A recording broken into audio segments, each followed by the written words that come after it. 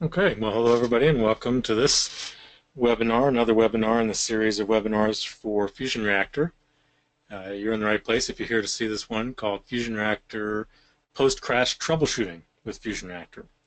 And I'm your host, Charlie Earhart. I'll be guiding us through this presentation for the next hour or so. And I just want to quickly say, for those who don't know, I don't work for Integral, the company that makes FusionReactor. I'm an independent consultant, accessible through my carehart.org domain. But all I do all day is focus on server troubleshooting. And I help people use FusionReactor as a part of what I do every day. Sometimes I do it in association with Integral, and most of the time I'm doing it just on my own as I work with clients and help them solve problems, and I help them sometimes to see that what they really need is a tool like FusionReactor to understand their problem. And in particular, I'm often showing people how to use it in ways that they didn't know they could, and this is an example of that. So in this presentation, we're going to talk about the unique challenges of doing troubleshooting after a crash. Some of you already know what one of the primary problems with can be, and we'll talk about those challenges. And then I'm going to talk about some unique features in FusionReactor that help with that particular challenge, which may be a surprise for some of you, and maybe that's why you're here. And then I'll round out the discussion with some other server resources that can be useful in association with what you'll find in FusionReactor. Sometimes the answer isn't in FusionReactor, but it'll point you to other places that you need to look, and I want to at least have you know about those. And then we'll connect the dots and draw together, concept of finding solutions in real-world problems towards the end. And then we'll point out other upcoming webinars in this series and some other FusionReactor resources, and have time for questions and answers at the end. All right. So as a quick overview, you are presumed to already be using FusionReactor. This isn't an introduction to FusionReactor, and in particular, we're not really going to be talking about how to use FusionReactor the way most people would use it every day. So there's definitely other webinars to see. We've got recordings of the other webinars. I'll mention some of them in particular. And then there's plenty of resources on the website, fusion-reactor.com. But I just want to be clear, this is not an introduction at all to FusionReactor. You're presumed to already be using it. But perhaps you're not using it to its fullest value, or more in particular, you're probably not yet using it or fully appreciating its value for doing such post-mortem analysis after the instance that you're looking at has died. Now, let me just say, too, that what we're going to talk about applies pretty much to any Java server, any CFML server that FusionReactor can monitor. So whether you're using ColdFusion or Lucy or Rilo or Tomcat or WebLogic or Glassfish or Wildfly, doesn't matter. The concepts apply to all of them. And I also want to clarify, this presentation is being recorded, so you'll be able to come back and revisit the details as we cover them. So what are these unique challenges in post-crash troubleshooting? Well, as hopefully you all know, FusionReactor is great at showing details of what's going on in an instance that's currently running, whatever you're monitoring. It's great for that. You can see running requests, running queries, resource usage, over time, all kinds of powerful stuff presented in a really helpful, powerful user interface. But what's wrong with that? Well, when the instance that you're monitoring, the underlying JVM technically, or if the whole box on which it was running were to crash, yeah, that takes FusionReactor and that user interface with it. And of course, as soon as it comes back up, you can get back into FusionReactor, but you'll find that all that useful information that was being tracked is gone, right? And that leads some people to go, oh, that's junk. Can't believe anybody would want to rely on a tool that loses all that information. Well, there's a reason for the way it works. It is actually storing the information and presenting it to you from within the JVM. And the way it gets its information is because it's within the JVM, and that's great, but it has this negative impact, and when it goes down with it. Now, there's some other things we could talk about, but I just want to say, for the majority of you who just have FusionReactor currently running, I want to tell you that there's more to what you can do with what FusionReactor has been gathering than you probably realize. So first of all, how can you know what happened before the crash? And the primary features in FusionReactor that can help you with that are FusionReactor's logs and its crash protection alert emails. Now, the logs are on automatically. As soon as you install FusionReactor, they're being populated. And they're very high performance and they're well managed. You might never even notice that they're taking up much space. I find they take up about 400 meg over a month for most people, so they're really inconsequential as far as disk space is concerned. But boy, they're so powerful in terms of their value, and that's what I want to show you in this talk. And then these crash protection alert emails, some of you may be going, what is that? Well, that's not something that's on by default. That's something that you have to turn on. It's very easy to do, and I'll show you quickly how to do it. More importantly, I'll point you to a resource where we talk about it in more detail. But I just want to clarify that if you have those alert emails being generated before a crash, they will tell you some details about what went on just before the crash. And again, the logs will absolutely tell you what was going on before the crash, because I didn't say it, but let me clarify. These logs are kept for 30 days by default. That's why I was saying they only take 400 meg. That's over 30 days. So they get kept for 30 days by default. You can configure that absolutely. We covered that in another webinar. But anyway, in this talk, we're going to go over what in those logs would be useful for such post-mortem troubleshooting, and what in those alerts would be useful. And then I also want to point out, you don't want to forget this, is that there may be other value in other resources, app server logs, web server logs, database server logs, operating system logs, because maybe the problem isn't in the instance that you're working on. Maybe it's in something else, and your instance is the victim. And sometimes FusionReactor can help you see that and prove that. And if you have access to these other resources, you can sometimes find out what it is, or you could at least point the ball back to people who are responsible for those other things and say, hey, I see this problem is not inside of my instance. It's got to be something else on the box. That can happen. And then sometimes you'll find out that there's other apps running on the same server that are actually stealing resources, stealing CPU, stealing memory, stealing disk. And they're really making your instance be the victim. And there are tools that can help you with that. So I'll cover those sort of things throughout, and mostly towards the end of this presentation. And then I also want to conclude by pointing out that there's some related products in the Fusion line. So FusionReactor Cloud is a new variant of FusionReactor which uniquely solves a particular problem related to this issue of post-mortem troubleshooting. And then there's Fusion Analytics, which is available, has been available for a couple of years, just had an update this week, and it can be also very useful for such post-mortem troubleshooting. So we'll talk about that also towards the end, just in brief in passing. You look into that more. Because again, I'm not trying to push you towards anything other than to say, with what you've got with FusionReactor today, there may be much more value than you realize. So let's talk about a real-world example. So let's assume your instance has just crashed, and you've either been there and it happened, or you've come back from lunch, or came in the morning and were told that it had crashed. We're going to talk about how to find and understand the resources that I'm going to go over quickly, but just real quickly I want to say we will talk about where they are, where they're documented, and what to focus on. But I just want to say quickly, what can FusionReactor tell us to get us started in understanding what happened before this crash, right? So again, I know I'm going to quickly hop over to FusionReactor. Most of you have seen this before, been using it for months, days, months, or years. So this is my metrics, web metrics, looking at my particular website, and it's showing that my server's up and running. But what I want you to see in particular is that if you scroll down below the graphs, most people focus only on the graphs, down below the graphs there's some nice textual information. And one of the things that it tells you is when this instance started. Now I wish they would correct this to not say server. It's not when the server started, it's when your instance started, whatever it is you're monitoring.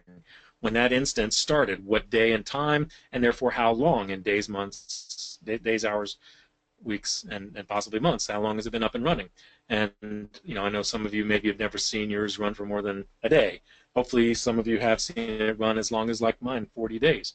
But my point here is to say you can come into this metrics, web metrics, and if you wonder, okay, when did the instance crash, we can come right here and see the day and time, or in the terms of hours and minutes ago, how long did it crash. And that's helpful because when you start digging into the logs, for instance, or looking at your emails to see what happened around that time, you've got a clue. This is when it restarted. Now, of course, maybe it's possible that it restarted a couple times since then, and this only shows the last time that it started. Now I'm going to get to something that maybe will give you more insight into other restarts, but just I want to start out by saying, see, here's something where you may not have thought of FusionReactor as helping you with what went on before a crash. So there's one clue.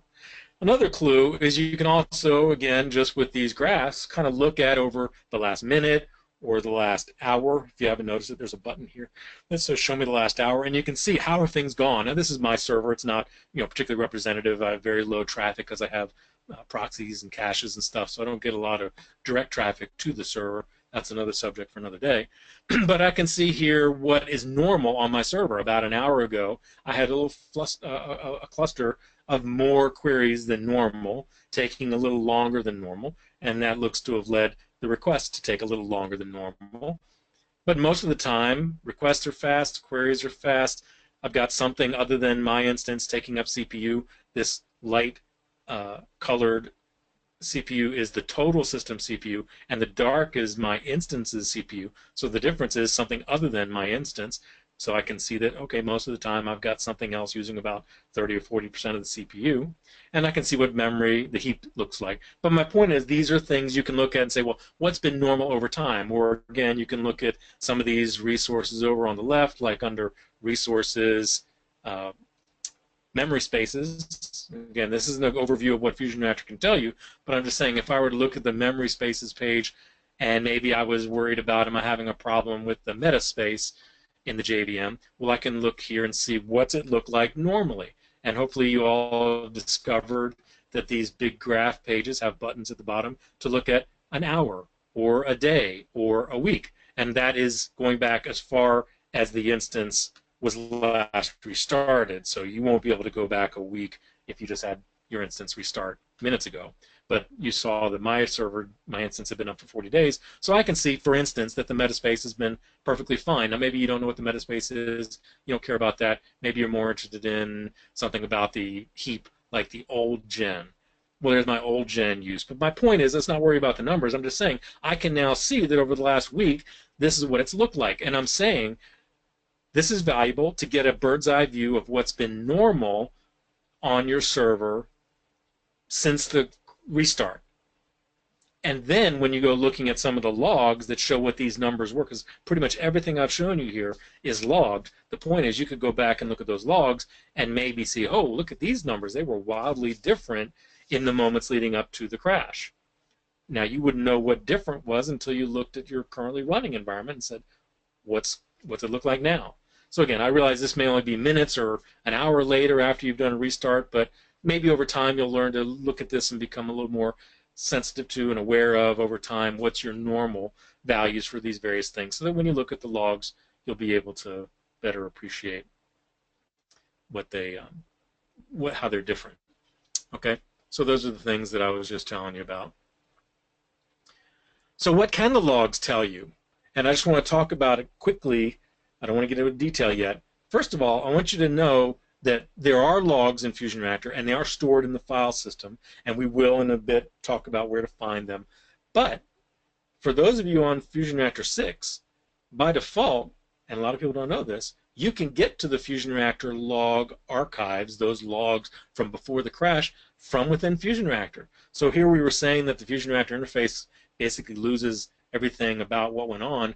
Well, the log archive is different. It is kept over time, and it's over here on the left, down at the bottom, under Logging, Log Archive. And you've all had it. If you've been using FusionReactor for months or years, you've had it, but maybe you never paid much attention to it. Well, this shows you, for a given day, starting with today, each hour's logs. So look, this is the hour of 1300 on my server, 1300, 1200, 1100, 10, 9, 8, and so on. So every hour on the hour, FusionReactor's logs are zipped up into an archive, a zip file, and stored on the file system. And you can see the zips from within FusionReactor going back as long as they've been archived. And I said that they were kept for 30 days, so if I go back to December 26th, we should say the 27th, there you go. And I'll go back one day to the 26th, 25th, and boom, they're gone. So they're kept for, I guess, 31 days, maybe, I can't remember. But the point is, after that, they're lost, they're removed, they're deleted, and that's all configurable. And again, that's covered in another webinar. But the point is, I could look at any logs as far back as 30 days by default. But my point is, you would, let's say you had a crash today, you could come into this and look in here, and if it said that the server had crashed at 9 o'clock this morning, you could come down here and find a log from around 9 o'clock. Now, because my server had been up for 40 days, I was really I probably should have crashed it just to give you guys a working example to demonstrate this, but I didn't. I'm sorry, so I can't show you. But if I had a crash, or if I had restarted my server or restarted my instance, any occasion that causes the instance that's being monitored to go down and come up, when it comes up, when the instance comes up, the first thing it does is it creates an archive for the minutes since the previous hour. So let's say I had a restart at 9:30. I'd have a 9 o'clock zip, then I'd have a 9:30 zip. I don't have one in here, but I'm just trying to tell you, you should come in here and look. Remember, if the interface said you had a restart at, the instance started at 9:30, then you could come into this archive and there will be a zip in here at 9:30, not 10, not 9, but 9:30. And by the way, it'll has a comment here that'll say post-crash rotation. Again, I wish I could have shown you an example. Sorry about that. But some of you who are following along on your own, you can check that out. Now, there isn't a way to easily find instances of post-crash rotations other than you just paging back through the logs day after day. If you think you had a crash in recent time, do that. But just look for the phrase post-crash rotation, or look for a log to be at anything other than on the hour. All right, so that's how you could find the logs. Now, you might go, okay, well, I know I can see that there's logs then, but I can't do anything with this, can I? Well, in FusionReactor 5 and earlier, no, you couldn't do anything more than just see this. But the whole reason I'm stressing the value of this page now is that in FusionReactor 6, you can now click on a particular zip, and you'll be prompted to download it or open it. I'll go ahead and open it with Windows Explorer. I'm on Windows machine. My desktop, that I'm using is on a Windows machine, and there you go. And if you've ever looked at these FusionReactor log zip files, they're always under a folder called Log Rotator Plugin. Just ignore that. And then, yeah, there's the full Windows Explorer display of the files that were in that zip for that hour. You can see they were all written at 10 a.m. Now, we'll come back later and talk about some of these in more detail, but let me just say quickly, first, that you can see it. That's a big surprise for some people. Nice feature. Second, some of the key logs to look at, for instance, are the resource log. So in that list of folders, there was a resource log. And the resource log, I don't want to go into this in great detail here. I'm going to open it up and show it to you. This resource log tracks, and most of these logs track things every 5 seconds. So you can see 2, 7, 12, 17. Every 5 seconds from 9 to 10, it was tracking the memory, the heap, the percentage of heap, and the CPU, that's the percentage of the instance's CPU and the total CPU on the box. And then this REQ, I won't get into the details now, but just trust me, this third column says how many requests were running. This one says how many it completed. This said how many per second it completed, and on and on and on. And these all correlate exactly to the metrics web metrics. So if we were up here on the metrics web metrics, every one of these things that was graphed is tracked in that log. So yeah, I'm telling you, if you understand what's normal for you and you go looking at that resource log, you might see that the numbers were wildly different in the moments leading up to the crash. Now, if you had a crash, if I'd had a crash, we'd want to go to the bottom of this log. So here I am down at the bottom. And in my case, I'm looking at 9:59. But in your case, if I had a crash at 9:30, we'd be looking at 9:30.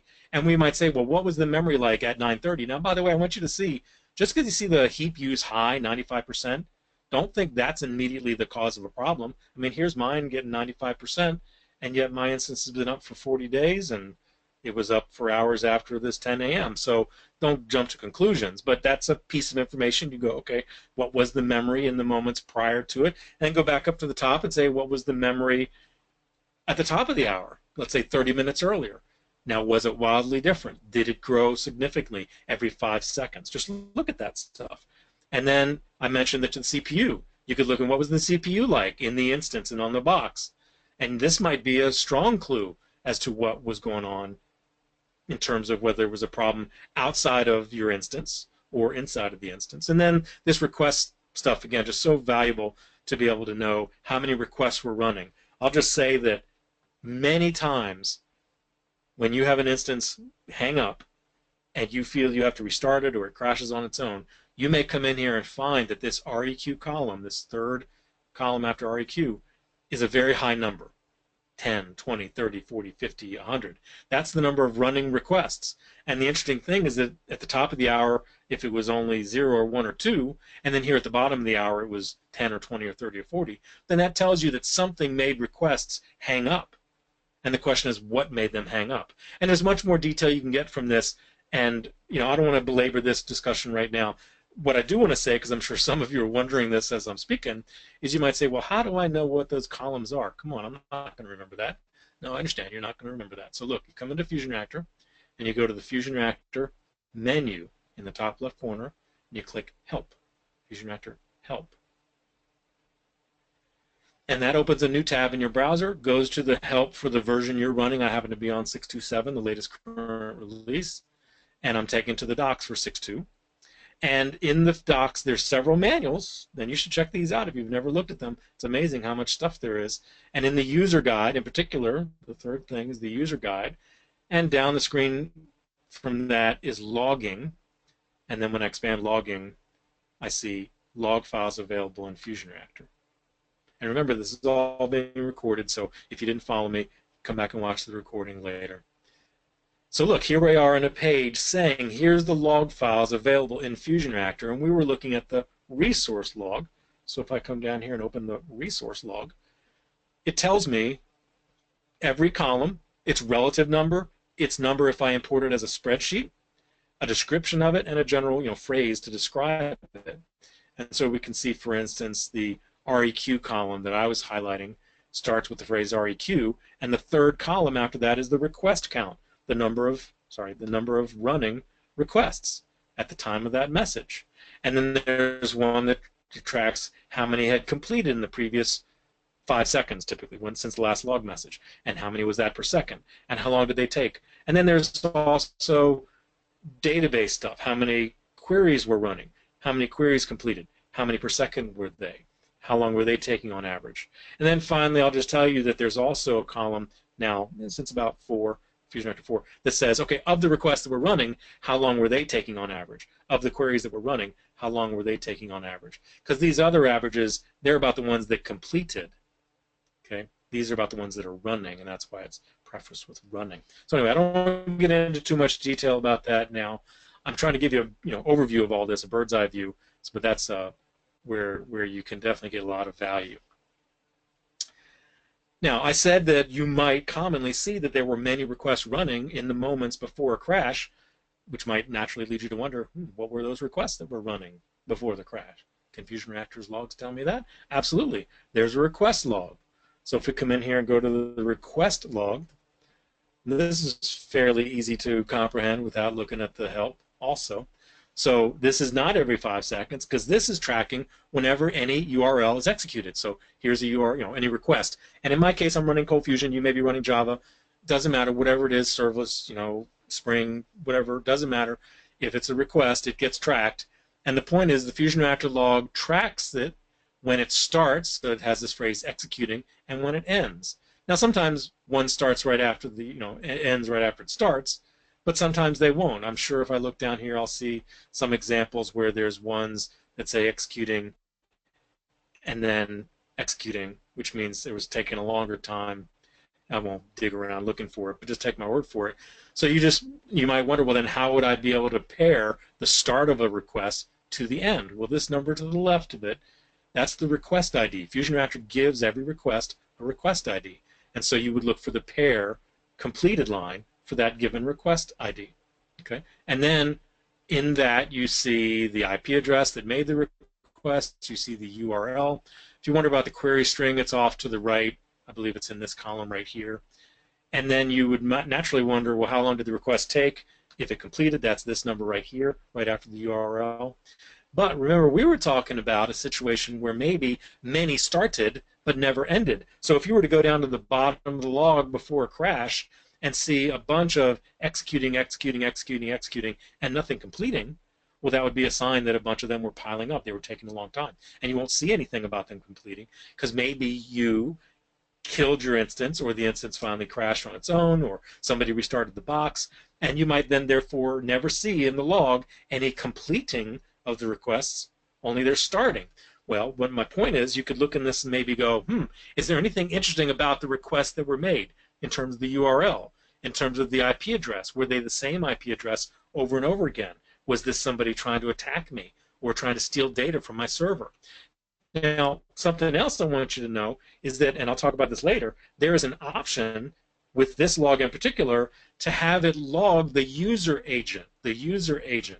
So some of you know that that's like the browser that's trying to visit your site.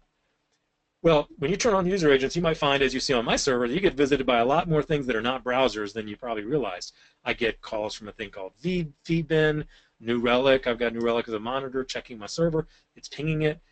You'll see Googlebot, Bingbot, Baidu, Yandex, all kinds of knuckleheads, some you'll never have heard of, and they may be visiting your site tens of thousands of times a day. Again, that's another whole subject for another day, but my point is you might come into this log and find out that of all the requests that were running, maybe they all had the same user agent, and maybe that was somebody, kind of slamming your server, and maybe there's the real problem. There's one at the bottom called Exabot, never hear some of these things. So anyway, that's the request log. I wanted to stress that that's often got useful information. And by the way, I didn't go into this, but this has also detail when it completes. It also tracks among these columns things like how many queries ran, how long did they take, what was the status code. And again, go back to the help to learn more about the various columns in that particular log. Now, there's a JDBC log. In fact, let me just stop for a second and look and see if anybody's got any questions that they may have asked. Give me a second. Look over there. Yep, somebody did. Do we know if the server was unresponsive due to something like heap space issues, so we had to manually restart? Okay, so he's saying, and I don't know when you asked this along my way, it looks like about 20 minutes ago, so maybe I've answered that, because you can see that if that resource log showed that the heap was very high, like consistently in the 90s, high 90s, in the moments prior to the crash, that might be a clue to you that yes, your heap was high. But let me just say, Corey, because like you saw, mine was 95% and it didn't go down. Just don't jump to a conclusion that high memory means that was your cause of your problem. It may not be. What I would say, and we'll cover this later, is there are, and especially if you're in Cold Fusion or also in Lucy and Tomcat and others, there are logs for those which have error logs, console error logs, which are not your traditional application error logs. If you found them useless, I don't disagree. They usually are. But some people never realize that their application server has console error logs that may be being tracked when they run it as a Windows service, for instance. There's a log, and in that log, it might be tracking that you're getting an out-of-memory error in the heap or in the permgen or in the metaspace or whatever. And I would just say that, and that's why I want to point this out later, you always want to look at those logs and see if they say something additional to what these logs tell you. But remember, I'm starting by what can FusionReactor's logs tell you, and sometimes they'll tell you stuff that is the answer. You don't have to go any further. But yes, sometimes you'll need to go elsewhere, and we'll come back to that later on. Very good. Okay, thanks for that question. Hope it was helpful. I saw you responded positively. Thank you. Okay, so, So the JDBC logs, I want to stress that you can see every request by default. FusionReactor tracks every single request, start and end. But it does not track every query by default. That's an option. And you could tell it to track every query. I wouldn't do that because you probably run millions of queries a day, maybe tens or hundreds of millions per day. So don't do that. But when you tell it to log queries, and I'll tell you how to do that later, and in more detail in another webinar where you can watch that, when you tell it to log the queries, you should probably tell it to log slow queries, like that took more than a couple seconds or a few seconds, whatever is appropriate for you. So yes, you can tell FusionReactor to log what it found to be a slow response from your database server.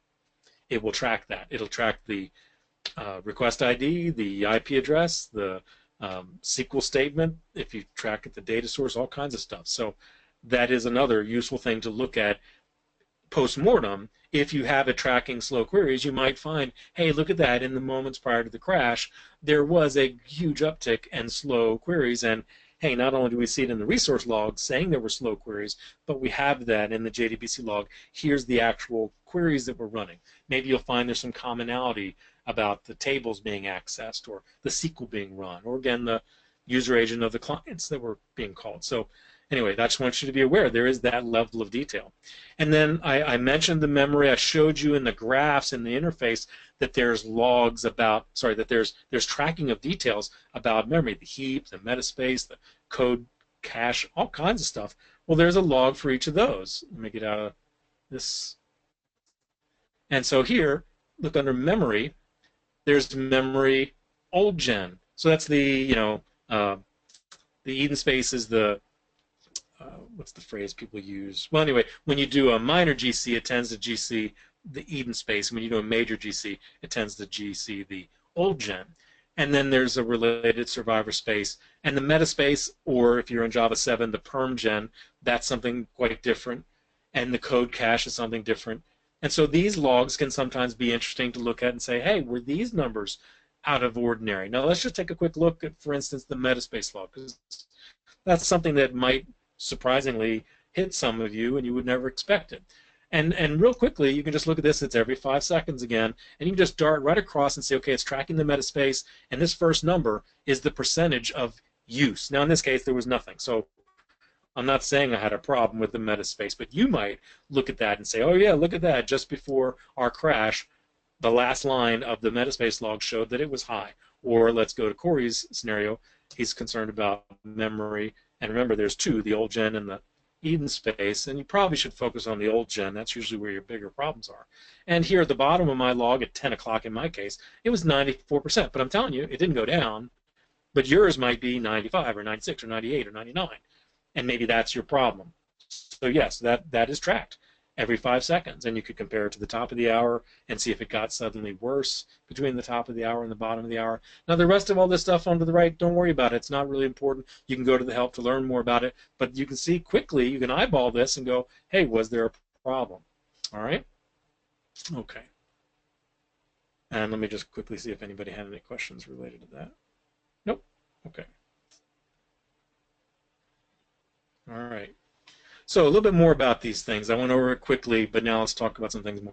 So the logs themselves, the FusionReactor logs themselves, they're stored in the file system. You know, if you're in FusionReactor, in your Linux, they're in opt FusionReactor, and if you're in a Windows, they're in FusionReactor. I'm going to call up onto my screen a local copy of my FusionReactor folder, so you can see what it looks like.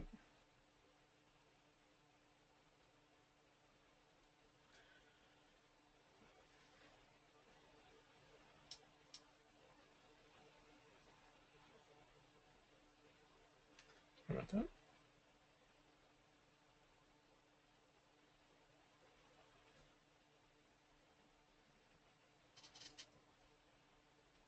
Okay, there you go. So wherever you have FusionReactor installed,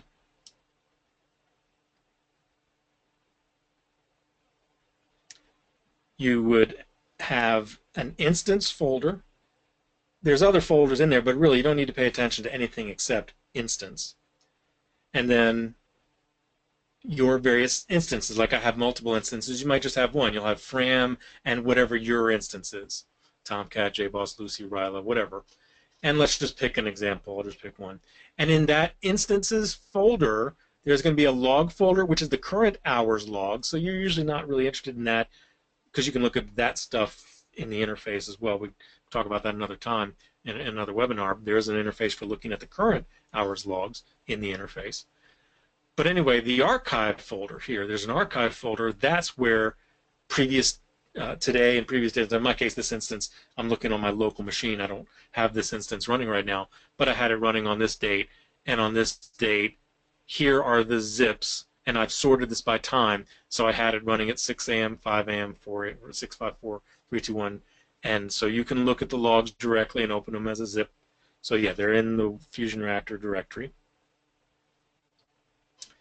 We've seen already enough about what they are and what they hold. I went into that a little more detail this time with you guys in that overview section. Several of them are written every 5 seconds, and then the ones that are tracking specific things like requests, they're updated whenever that thing happens. And I didn't cover these, and I knew I'd not think of it at the time, so let me hop over and show you.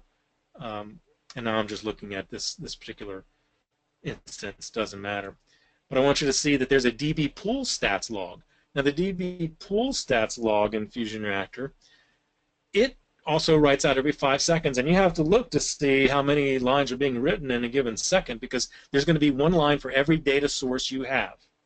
One line for every data source you have. So you may have 100 data sources. There's going to be 100 lines for a given second. I have, in this instance, about 6 or 7, and so every second there's about 7 lines written out.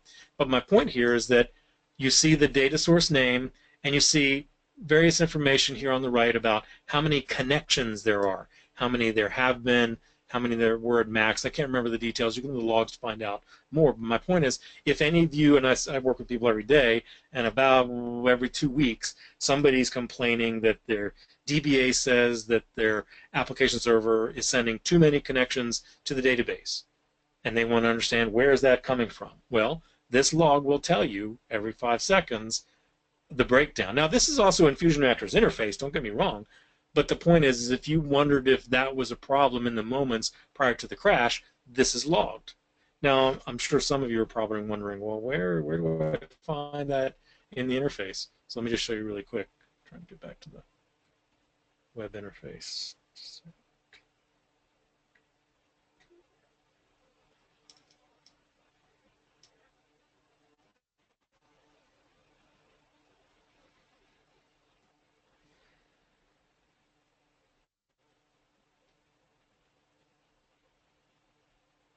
There we go. Okay, so back in the metrics, web metrics interface. So down here on the left under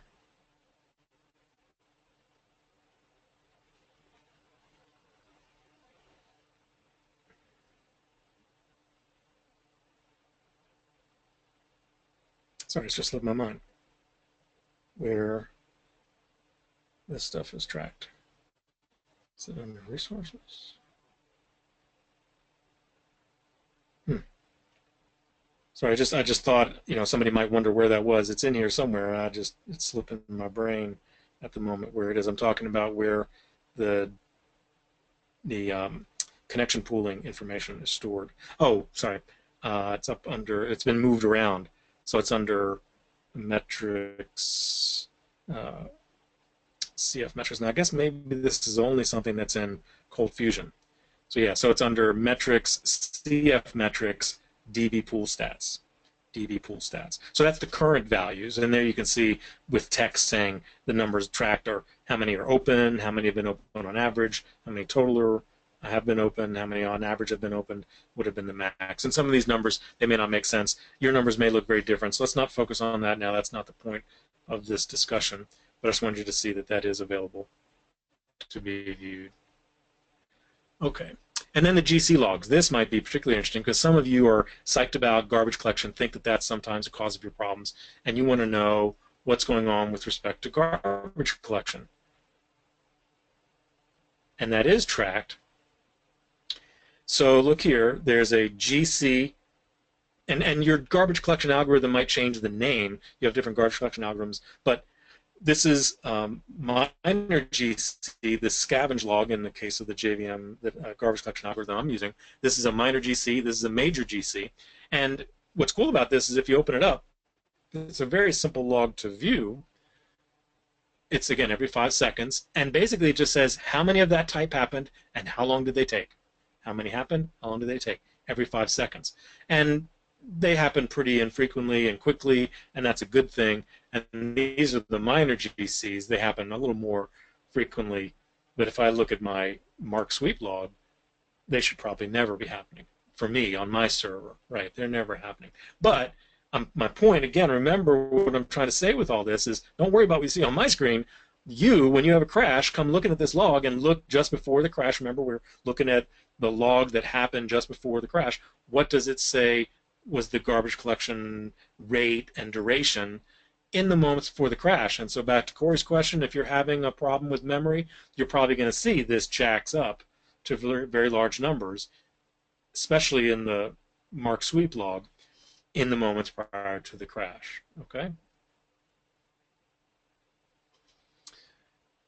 And then there's a real-time stats log that's got some information unique to Cold Fusion, really useful information about how many sessions there are, how many query cache entries, how many template cache entries. I'll leave you guys to explore that on your own.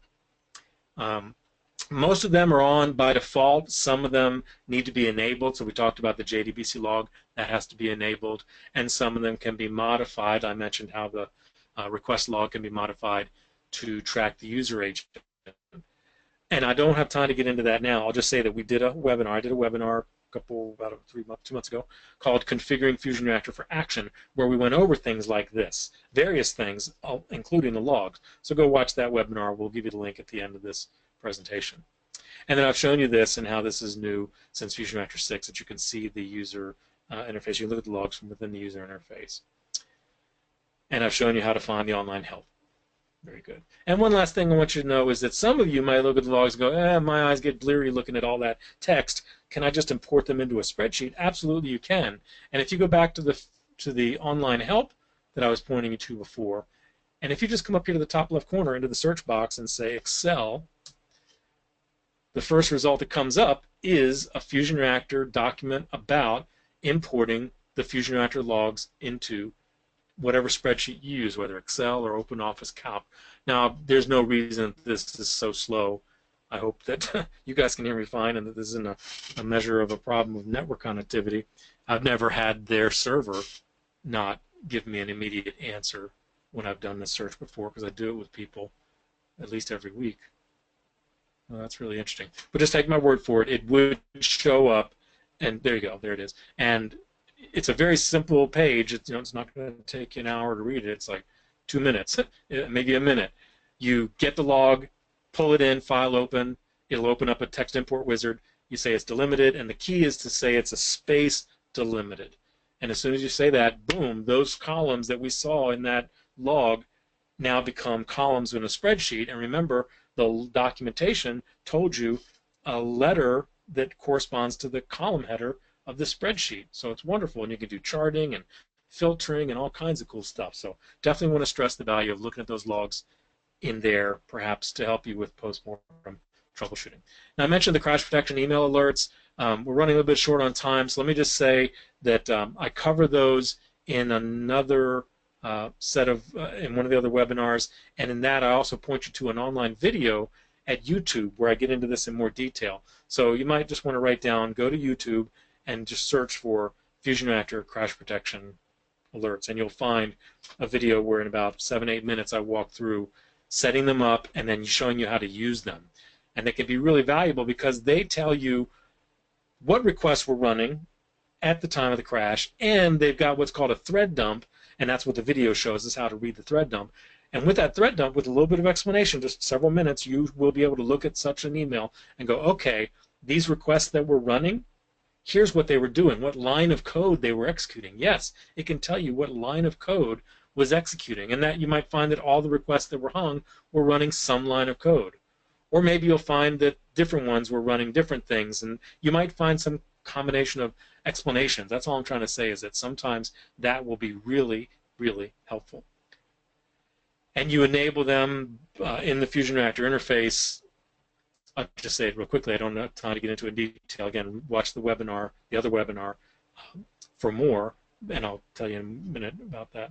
But anyway, it's here under Protection Settings, and there's 3 kinds of protections. One is how many requests are running, another is how long a request is taking, and another is how much memory heap is in use. I don't really care for these 2 myself. I love this one, and so I pretty much set this up all the time on every server I work with. Some number of requests, if this number are running for this many seconds, that would be a clue that something is wrong. Now, maybe somebody would make much larger numbers, but in my case, my server's pretty quick and handles things. So if it's ever running 5 for more than 10 seconds, I'd want to know.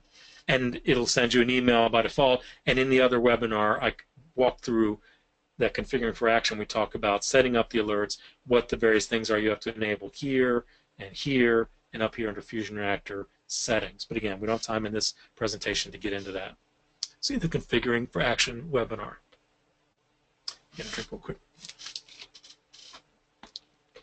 And I think we've already made this point clear from discussing earlier. And I talk about some of these views that many people never even noticed about and hidden gems in FusionReactor. So again, more to learn than we can cover in this presentation. And then I also want to throw out that since FusionReactor 5, there's been a feature called daily reports.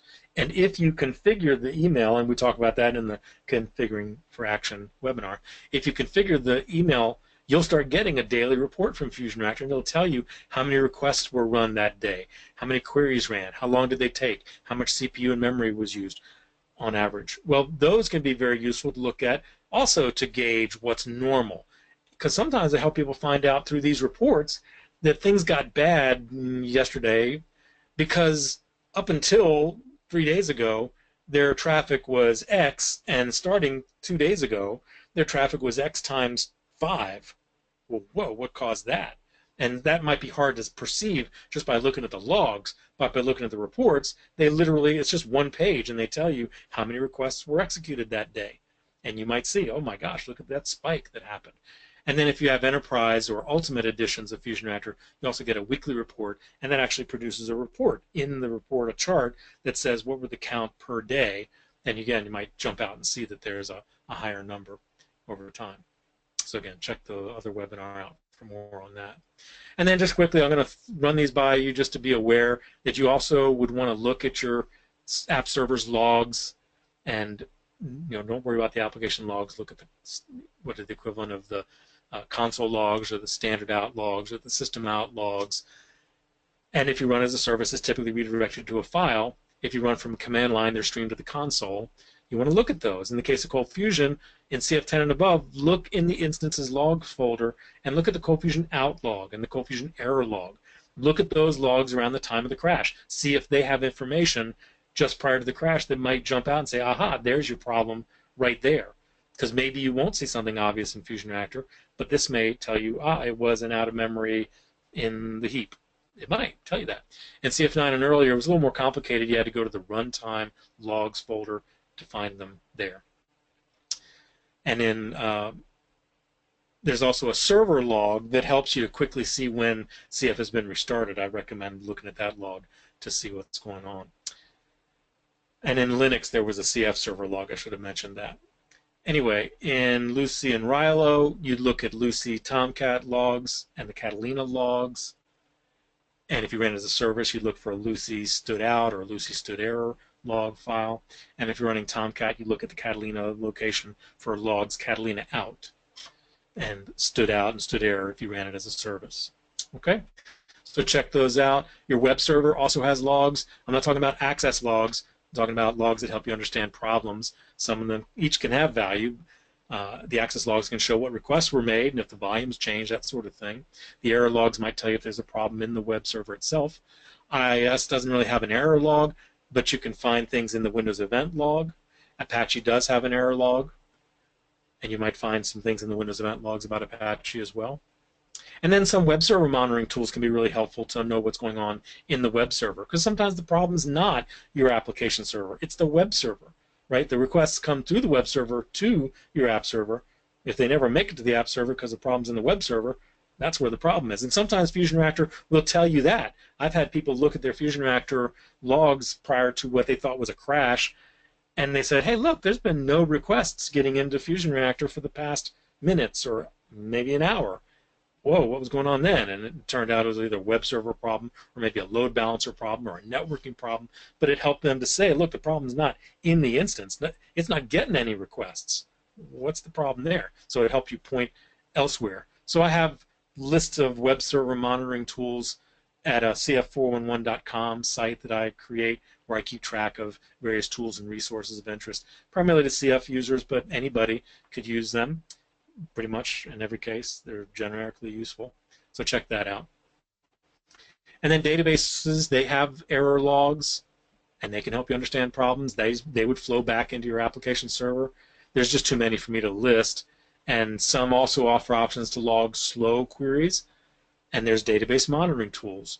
They can help you really understand some of them help you see what's going on now, and some of them do let you watch what went on over the past minutes or hours or restarts. Again, just too many to list, so look at this category, DBMon, of the CF411 site. And then operating system logs can also sometimes help you find out that there's a problem that's bigger than your app server. Windows event logs, look at the application and the system logs in particular. I've helped people find out that the application or system log showed that the whole box was running out of memory, and a Windows error was being logged that said, hey, the box is running out of memory. And FusionReactor wouldn't tell you that because FusionReactor focuses on the memory within the instance. But this would tell you that there was memory shortage on the whole box. And Apache also has logs to help you with things like that. And just like with databases, there's OS monitoring tools. Some look at what's going on now, some look at what happened over time, and I have a category on those. So I just want you to realize that you need this bevy of tools to truly understand most problems, because it's usually not what you think it is, and it's not always your app server. And FusionReactor may not always tell you what the problem is. It might help you see that it's not, or you might need to use it in conjunction with the others. That's all I wanted you to know. And then I said earlier that sometimes you want to know about other apps running on the server. It's a slight variation of system monitoring tools. I'm talking about ones that track per process what are the top CPU users, top memory users, top disk users, top network users, let's say every minute. That would be helpful. Sometimes you might find, hey, look at that. In the minutes prior to our crash, oh, the antivirus started up. And man, it was chewing up all the disk space, or maybe memory, or whatever. You'd be able to see that. That might be the real root cause of the problem. And one of my favorites is what's called New Relic Infrastructure. So this is not about APM, application monitoring. I'm not talking about something that you stick into your application server like ColdFusion or Tomcat or Lucy. This is a tool that just watches the whole OS, and it just says, it sends up to the New Relic Cloud, what are the top processes using CPU, memory, disk every 20 seconds, I believe, is what it does by default. And then there's a web interface that you can go online and look at. And it's really great. And you can drill down to seconds and minutes and watch it over time. And I just have found that to be very helpful when people really wondered, they couldn't figure out readily what the problem was. We helped them find out, hey, it was something other than the application server that was the problem. And it's a very lightweight thing implemented on your machine, sending data to their server. And you get an account, you view the data, only you can view it. So check it out. It used to be called New Relic Server, and then they've modified it as of late last year, and there's a new thing that you can only get now called New Relic Infrastructure. So check that out. It's a free 30-day trial, and it's not too expensive beyond that.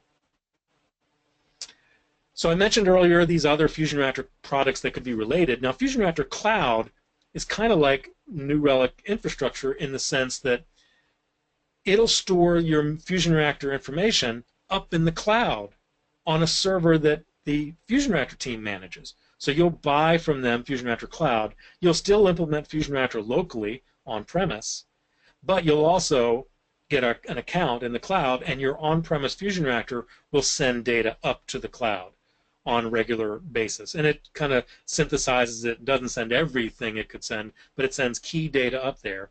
And then there's an interface that you view in the cloud that looks similar to FusionReactor in many ways, but it's going to have more power in some ways because it's running outside of your server. And it'll allow you, check this out, this is the key, it'll allow you to see information across restarts because it's not running in your JVM, right? It's running in the cloud on a server they run, and it's kept in a database that they manage. You don't know anything about the database. All you know is you've got an account, you've got these graphs that you can view on the FusionReactor Cloud interface. So check it out. It's very interesting. If you're interested in more, contact sales@fusionreactor.com. And then Fusion Analytics has long existed, and again has just been updated this week.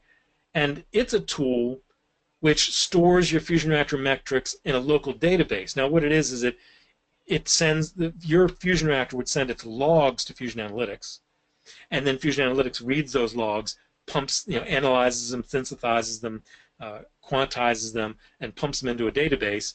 You install the database, but FusionReactor manages it, and then it's got an interface, again, similar to FusionReactor, again, much more powerful because it's running outside of your VM. It's running on some application that you install on some server. It's an application that you install on some server, typically some other server than production. And you'd be able to view data in there across restarts. So that could be very helpful for postmortem. It's got some specific things about that in there, and I don't have time to get into that in this presentation, so I'll just say you want to learn more about it, and it's at fusion-analytics.com with a live demo and docs and pricing and more. Whew. So just to wrap it up, kind of connect the dots, if you had a problem, think of this as your final exam.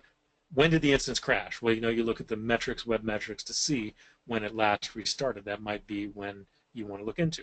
And did it actually restart, or was it just hung up temporarily? Because you might think it was a crash, but you'll look at the metrics, web metrics, and it says, no, it has been up for a day. Well, then it didn't crash, right? It's still up. That can be useful to know. How often has it restarted? And I've talked about how you could look at the logs and see how often there's a zip that's not on the hour. That would be a restart of your instance. And it might be interesting if it's been restarting many times in a day. Were there errors in the instance's console logs? I've went by that quickly, but sometimes you want to look at that first, perhaps, just because that's quicker and easier to look at. You might be familiar with that. I was trying to focus on what was different and unique about FusionReactor, but maybe start there first, and then go look at FusionReactor's logs to see were some requests or all requests hung or running before the crash. Were there perhaps no requests? Remember, it might have been that there was nothing getting into your application. Was there CPU or memory issues with the instance? Were there garbage collection issues? Were the non-heap memory spaces high?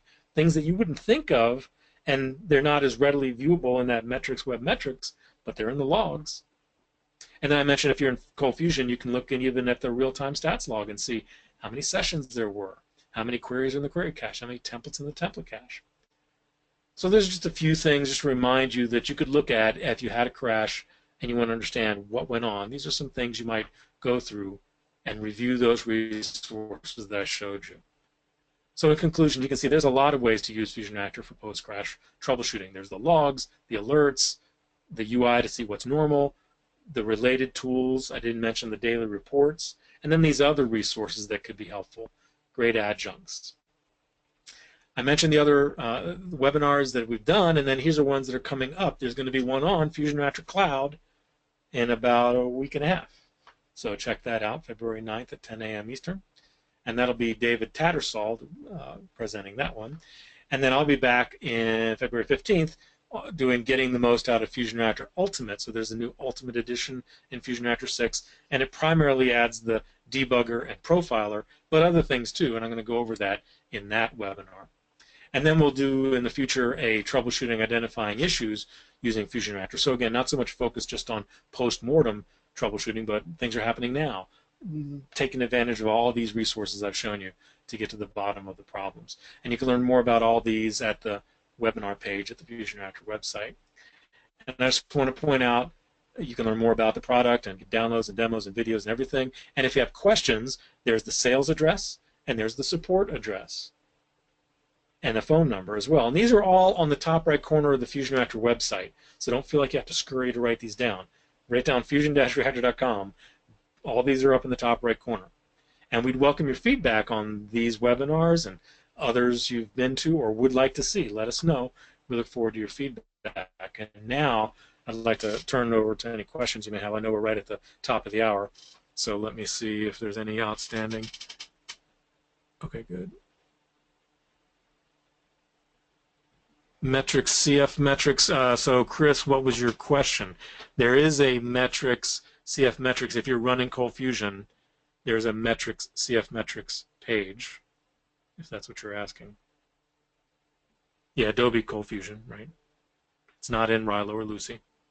Thanks everybody for the kind regards. If you're just sending thank yous and then heading off, I'll understand. Just wanted to point to that. So CF means Cold Fusion. It doesn't say CFML, so I don't know if you're making a point that CF could be generically interpreted to mean Lucy and Rilo. Not really. CF, generically is understood by most to mean Cold Fusion. Don't want to get into a war, but the point is that feature is only in the CF version of Fusion. It's not a CF version of FusionReactor, but when you implement FusionReactor onto a CF instance, it's able to gather this information. The point is that it's not able to gather that information from Lucy or Rilo. Perhaps someday in the future, the teams will work together to get that information available to be viewable.